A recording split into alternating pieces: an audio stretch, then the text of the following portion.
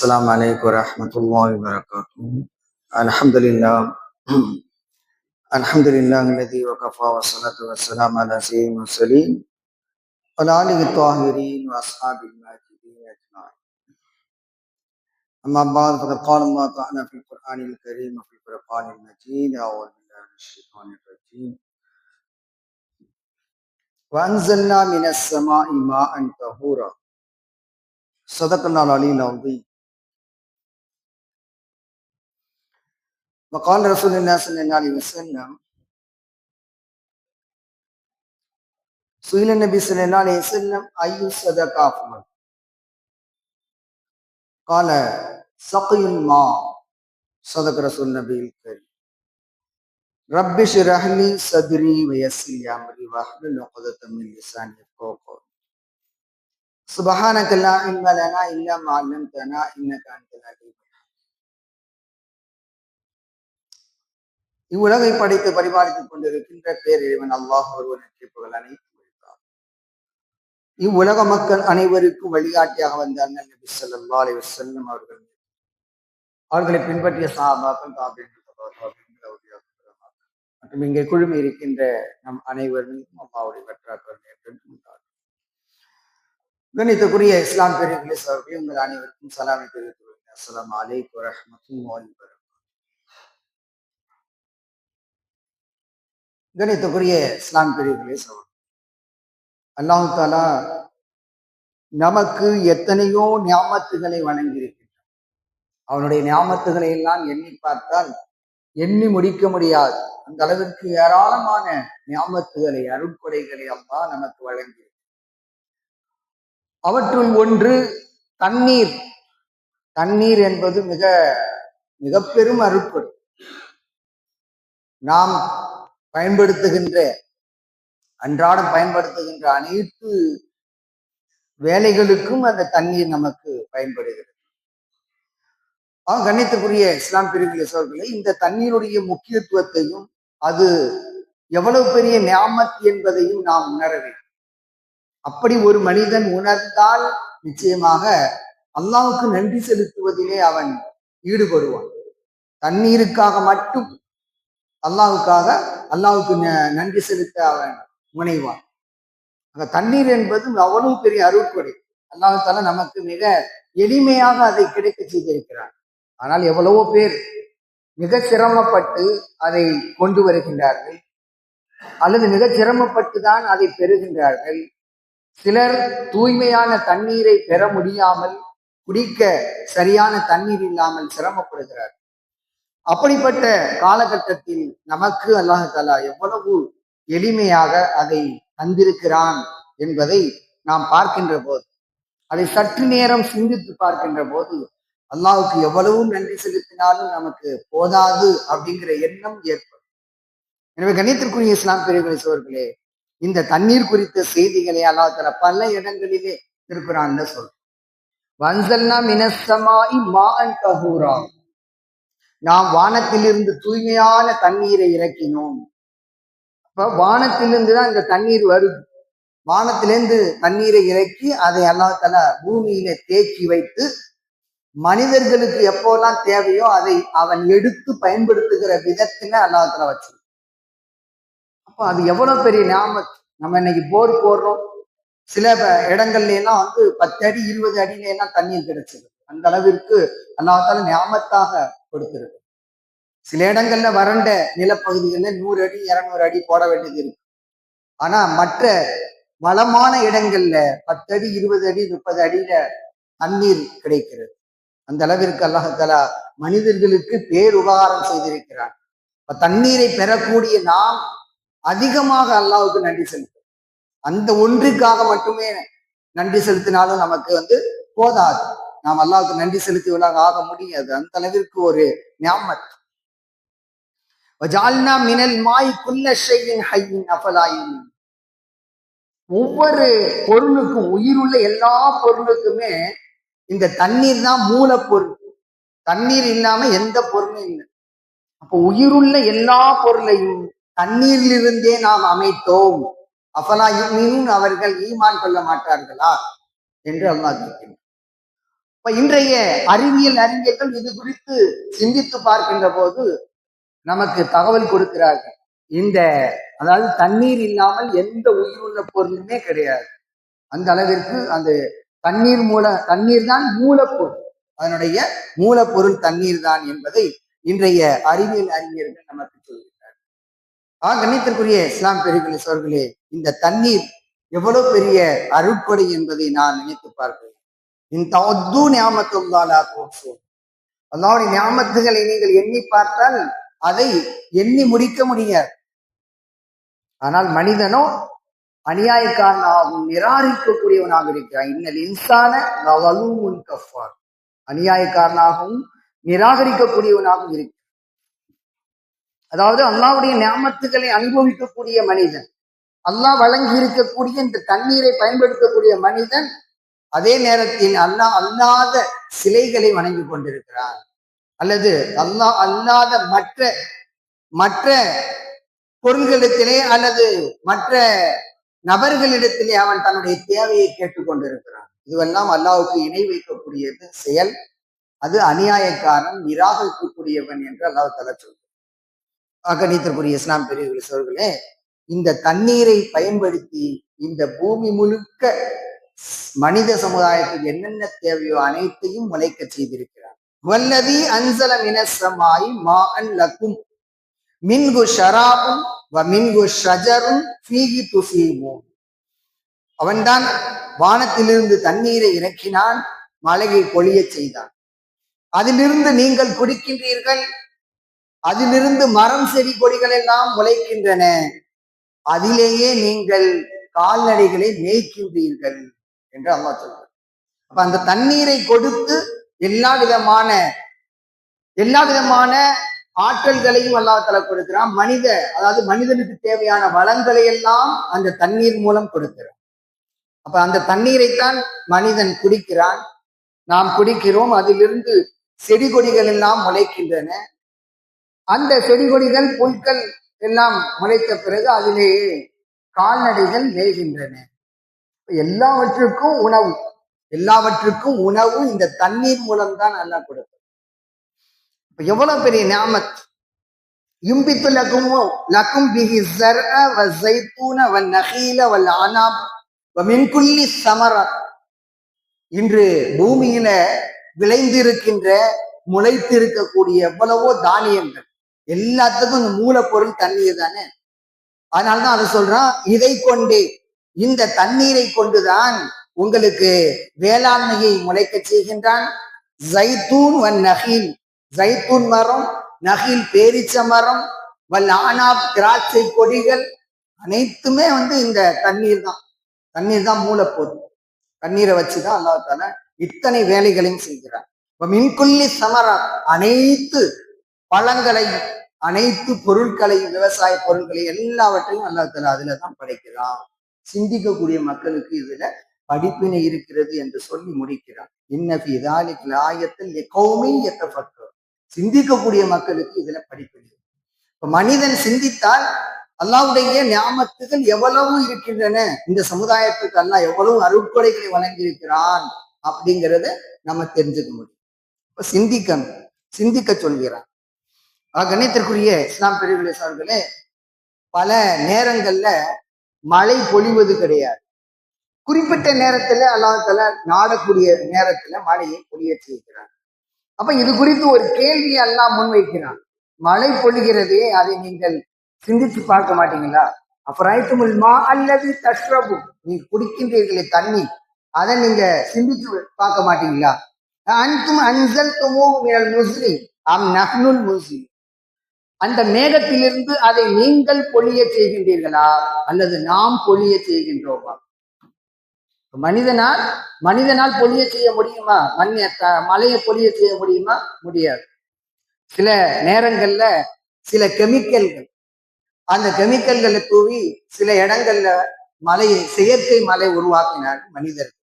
ஆனால் அதுவெல்லாம் மனிதர்கள் எல்லா மக்களுக்கும் பயன் தரக்கூடிய விதத்தில் கிடையாது. அல்லாஹ் பொழிய செய்கின்ற அந்த மழை, அதுதான் மிகப்பெரிய நியாமத். அப்ப மழை குறித்து அல்லாஹ் கேட்கிறோம், நீங்க குடிக்கிறீங்கள தண்ணி, அதை கொஞ்சம் சிந்திச்சு பாருங்க. அத வானத்திலிருந்து இறக்குபவன் யார்? அல்லாஹ் இறக்கின்றானா அல்லது நீங்களா அப்படின்னு அல்லாஹ் தஆலா ஒரே ஒரு கேள்வி கேட்கிறான்.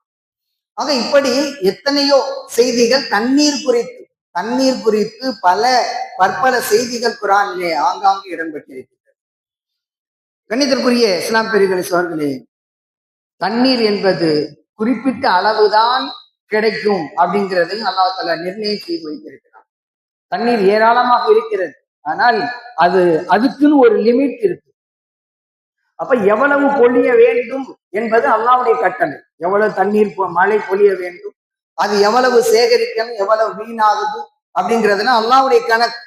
வன்சல்னா மினஸ் ஸமாஇ மாஅன் பிகதர், வானத்திலிருந்து நாம் மழையை குறிப்பிட்ட அளவு இறக்கினோம். குறிப்பிட்ட அளவுதான். அதை இந்த பூமியிலே தங்க செய்தோம், அதாவது சேமித்து வைத்தோம்.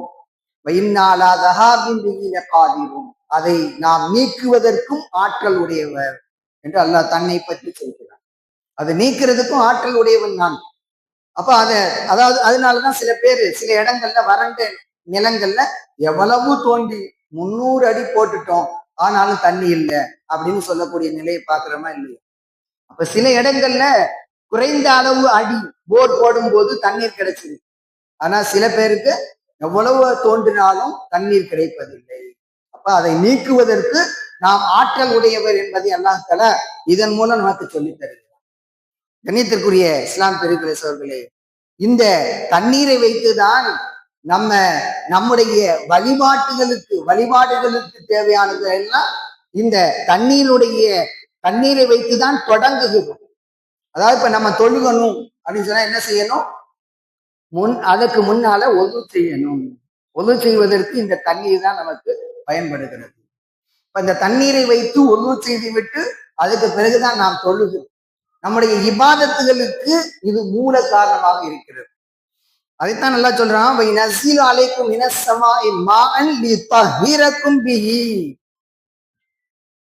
வானத்திலிருந்து நாம் தண்ணீரை இறக்கினோம், மழையை பொழிய செய்தோம். ஏன்? உங்களை தூய்மைப்படுத்துவதற்காக. அதன் மூலம் தூய்மைப்படுத்து. அப்ப நம்ம குளிக்கிறோம், நம்ம ஒது செய்கிறோம். இது மாதிரி எல்லா செயல்பாடுகளுக்கும் அந்த தண்ணீர் நமக்கு மூல காரணமாக அமைகிறது. கழிவறை சென்று விட்டு தண்ணீரை வைத்து நம்ம சுத்தம் பண்ணும். அதுக்கப்புறம் சிறுநீர் கழித்து விட்டு தண்ணீரை வைத்து சுத்தம் செய்கிறோம். ஆக எல்லாவற்றிற்கும் அதை கொண்டு உங்களை தூய்மைப்படுத்துவதற்காக, சுத்தப்படுத்துவதற்காக அல்லாஹ் தஆலா வானத்திலிருந்து தண்ணீரை இறக்கி மழையை பொழிய செய்கிறார். ஆக இந்த தண்ணீர் தான் மூல பொருளாக இருக்கிறது. தூய்மைக்கு மூலப்பொருள் தண்ணீர். என்று அந்த தொடர் வசனத்திலே சொல்கிறார்.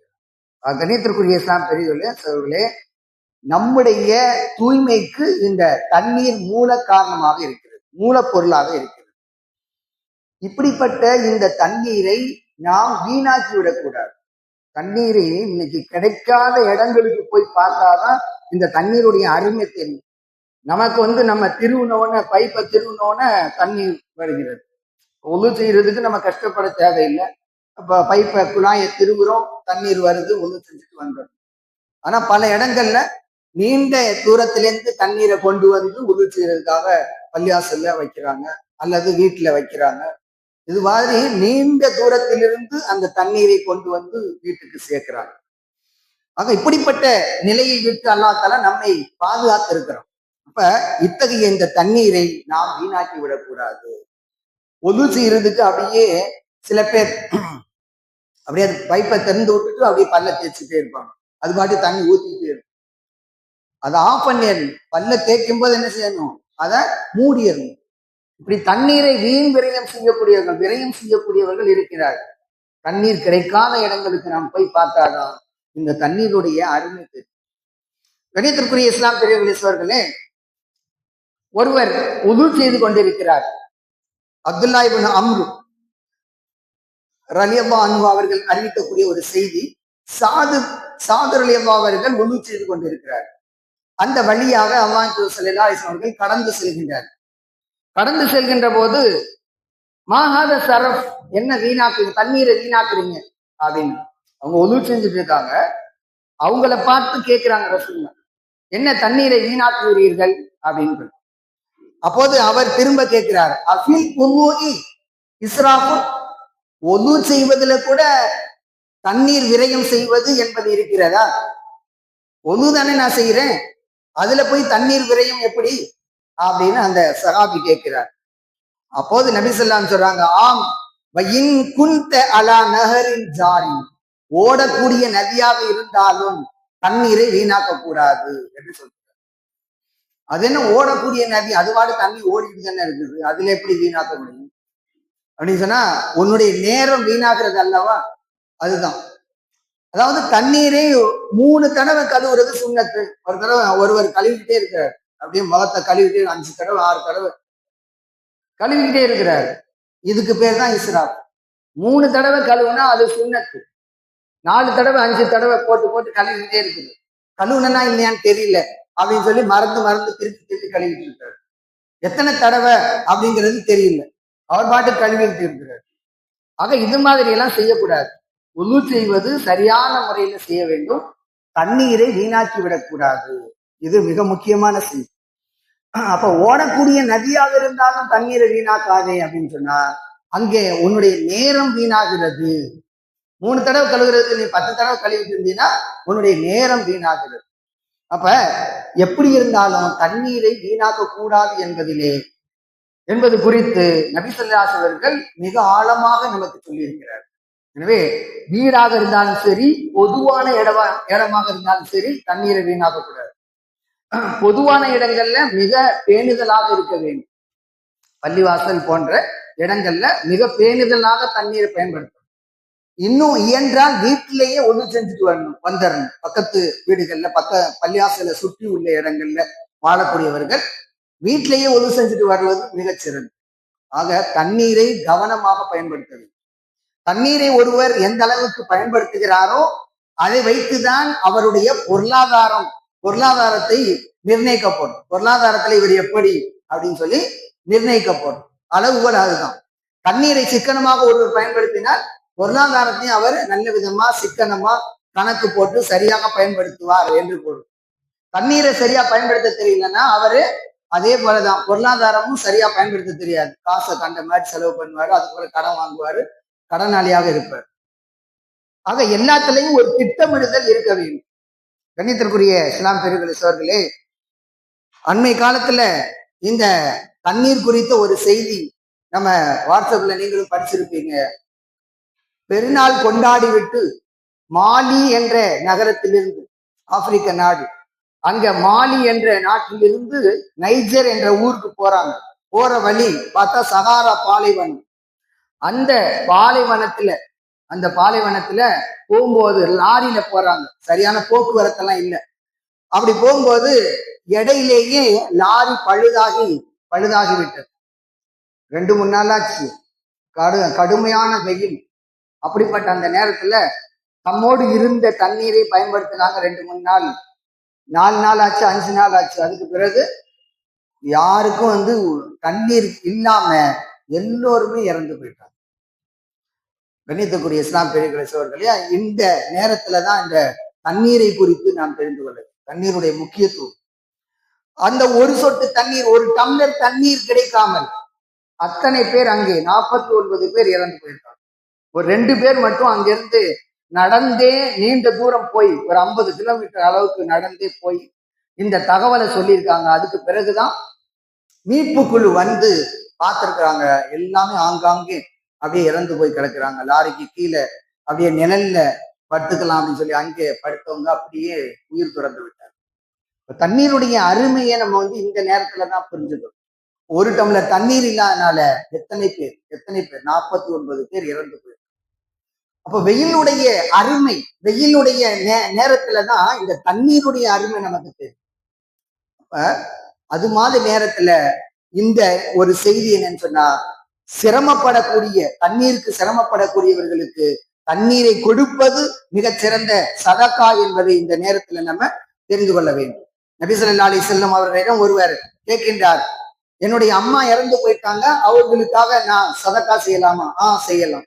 அப்ப ஐயு சதக்கா அஃலல், சிறந்த சதக்கா எது என்று கேட்டாங்க. சகீல் மா, தண்ணீரை புகட்டுவது, தண்ணீர் கொடுப்பதுதான் சிறந்த சதக்கா என்று ரசூல்லா சொன்னதும் அவர் ஒரு கிணறை தோண்டி இது என்னுடைய அம்மாவுக்காக வக்ஃப் செய்கிறேன் அப்படின்னு சொல்றார். அந்த தண்ணீரை கொடுப்பது மிகச்சிறந்த சதக்கா என்பதை இந்த நேரத்திலே நாம் தெரிந்து கொள்ள வேண்டும். ஆக தண்ணீருடைய முக்கியத்துவத்தை உணர்ந்து தண்ணீரை வீணாக்காமல் சரியாக சிக்கனமான முறையிலே பயன்படுத்தி அதற்கு நன்றி செலுத்தக்கூடிய நல்ல அடியார்களும் நம் அனைவரையும் அல்லாஹ் தஆலா ஆக்கியருள் புரிவானாக. வாஹிதாவான் அல்ஹம்துலில்லாஹி ரப்பில் ஆலமீன். அஸ்ஸலாமு அலைக்கும் வரஹ்மத்துல்லாஹி வபரகாத்துஹு.